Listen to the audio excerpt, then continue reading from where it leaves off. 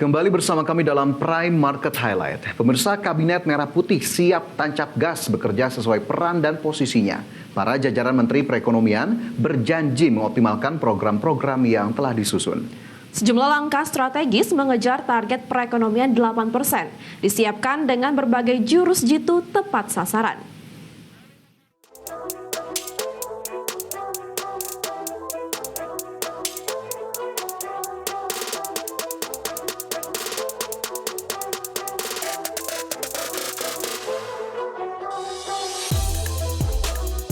Presiden Prabowo Subianto siap tancap gas.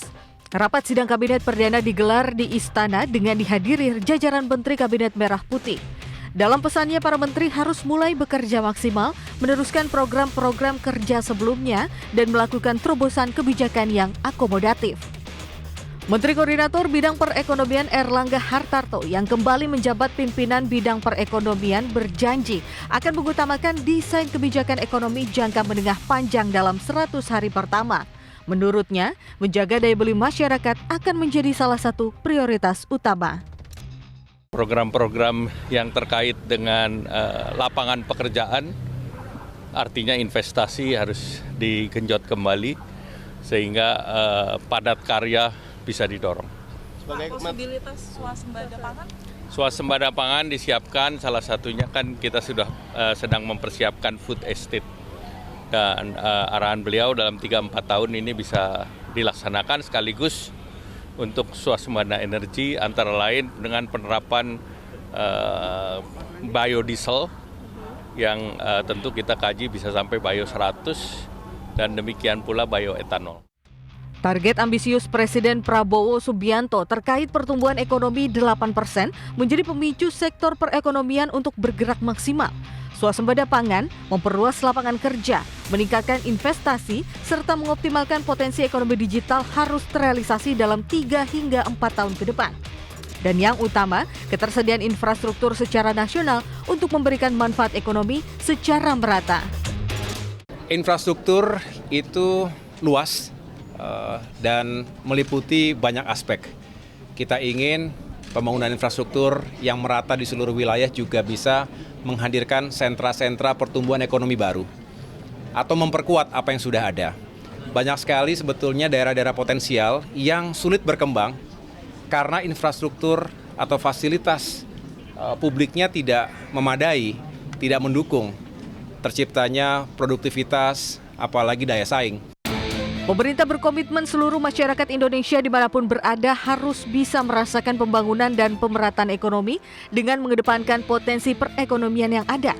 Hal ini yang juga menjadi target 100 hari kerja Erick Thohir yang kembali dipercaya menjabat Menteri Badan Usaha Milik Negara. Melalui perampingan perusahaan BUMN yang akan menjadi 30 perusahaan, Erick Thohir mengejar transformasi penciptaan wirausaha baru guna mendorong percepatan pertumbuhan ekonomi 8%. Presiden punya visi, kita sebagai pembantu, kita harus loyal, harus bisa menjalankan visi beliau sesuai dengan janji beliau untuk melayani kepada rakyat. Kita terus bertransformasi untuk profesionalisme, transparansi, ya, termasuk bersih-bersih BUMN lagi, ya.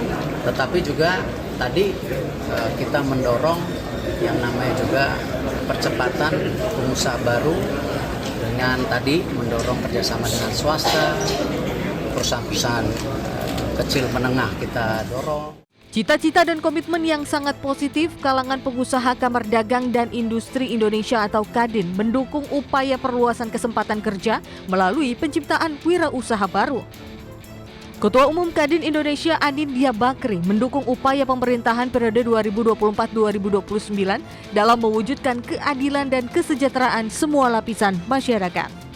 Kita tidak terlalu khawatir dan kita bahkan mengatakan ini bagian daripada memperkuat lini tanda kutip kesebelasan kabinet Pak Prabowo, dan ujungnya kita lihat bagaimana efektif mereka menghasilkan. Karena memang bukan saja Indonesia itu besar, bukan saja kementerian itu memang banyak perlu difokuskan di bidang masing-masing, tapi memang tantangan dan peluang kita juga besar. Nah, dan saya yakin kita akan lihat dulu kesempatan bekerja dan tentu dari evaluasi akan terlihat bagaimana baiknya. Gemuknya jajaran menteri dalam Kabinet Merah Putih dinilai harusnya bisa membawa pertumbuhan ekonomi yang signifikan dalam 5 tahun ke depan. Targetnya, ekonomi Indonesia bisa tumbuh 8%. Ekonom senior Indef dan Core Indonesia justru khawatir dengan banyaknya jumlah menteri sekitar 48 posisi bisa menambah beban APBN. Pasalnya 48 kementerian dan lembaga dipastikan akan menguras anggaran belanja kementerian dan lembaga dibandingkan anggaran yang dialokasikan untuk kepentingan masyarakat. Ini APBN kita itu kan defisitnya sudah kembali ke 3% gitu. Nah, dengan adanya organisasi baru, kemudian nanti pasti ada program-program baru yang akan diajukan.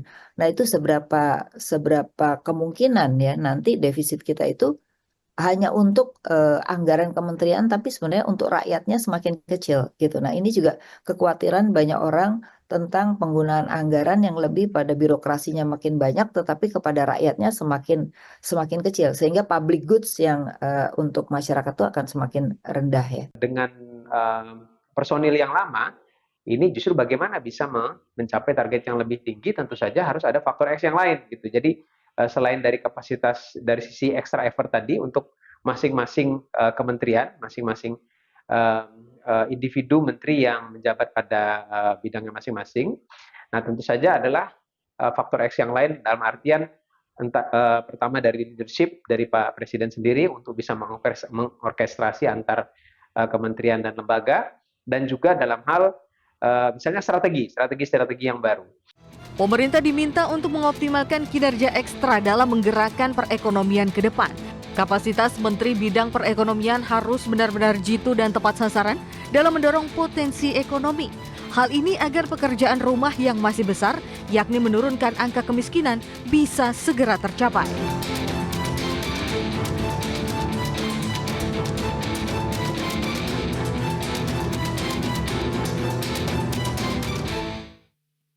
Ya, itu tadi berarti memang sejumlah jurus jitu ataupun sejumlah langkah harus dilakukan oleh pemerintah untuk tadi ya mengejar pertumbuhan ekonomi 8% yang memang sudah menjadi target final oleh pemerintahan Prabowo Subianto. Apakah kemudian nanti ada langkah-langkah radikal ataupun kebijakan-kebijakan yang memang luar biasa yang akan dilakukan, karena kita tahu stagnasi pertumbuhan ekonomi Indonesia 5% lah di 10 tahun terakhir pemerintahan Jokowi kemarin, Vina. Benar sekali Fajar, berarti di pemerintahan Prabowo ini Kabinet Merah Putih harus bekerja ekstra ya untuk menggenjot perekonomian Indonesia agar mencapai target 8%.